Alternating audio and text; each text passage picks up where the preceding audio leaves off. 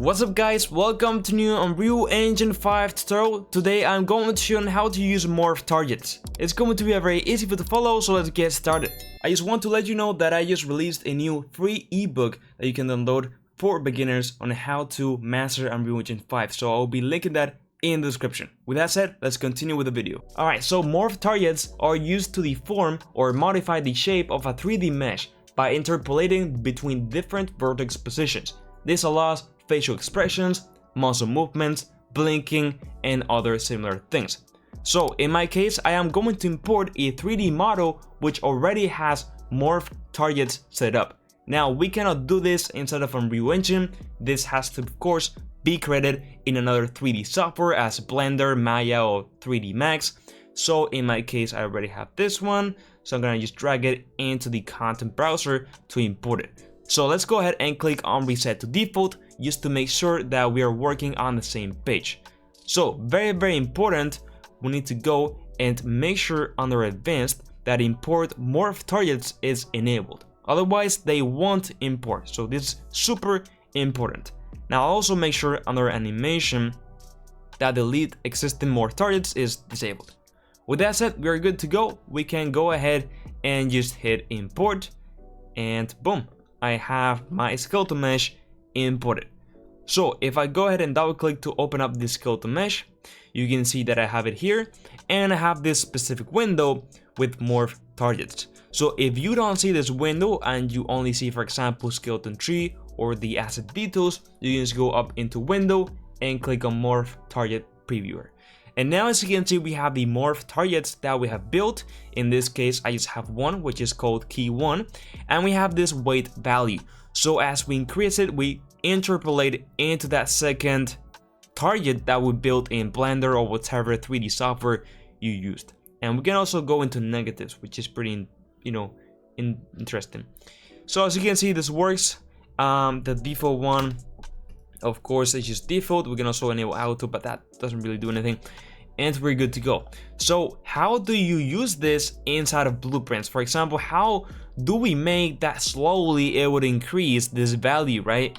And transition into whatever other target we want. Well, let's go ahead and create a new blueprint. In my case, I'm gonna create a new blueprint class, an actor which is just gonna be placed in the world as a demonstration. So bp underscore morph target, open this up, and I'm going to add a new skeleton mesh, and of course this skeleton mesh will be the one that I just imported. So I'm gonna drag it into here, and there we go. Cool. So now in the events graph, deleting this in the begin play, what I can do is drag my skeleton mesh into the graph and use this set morph target function. As you can see, it only requires two things: the name of the key and the value. So in this case, the name of the morph target is key 1. So I'm going to go and type key 1. Now you have to write it exactly the same. So make sure that you don't have any more spaces or anything similar, okay?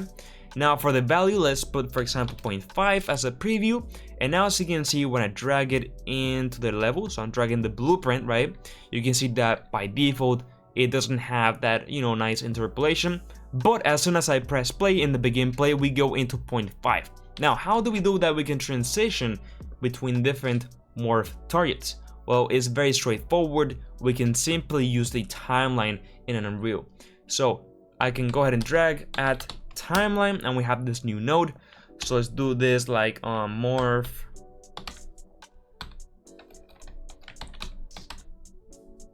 target timeline. There we go. And I'm gonna just double click to open this timeline up, and I'm going to create a new float track. So this track is going to be the name called just morph value, and the length is going to be just 3 seconds, right? Gonna be super fast. So I'm gonna right click, create a new key, and let's go from time 0 and value 0 to create another key and have the time at 3, which is where it ends, and the value at 1, which is the max value for our morph target. If I click on this 2, I visualize the graph, and then we just go from 1 point, which has the time at 0 and value 0, to 3 seconds where it has the value 1, right? Super simple. So now in the graph, I can simply in the update, right? So in every frame, I can get the morph target value and lerp between 2 positions. So I can use the lerp float and with control move this into the alpha. So I want to transition between 0 and 1. So now with the return value, I can put that into value, okay? And if I compile and press play, you can see that slowly it morphed. Super cool. Let me do it a bit slower. So let's do like, 5 seconds or, 8 seconds even.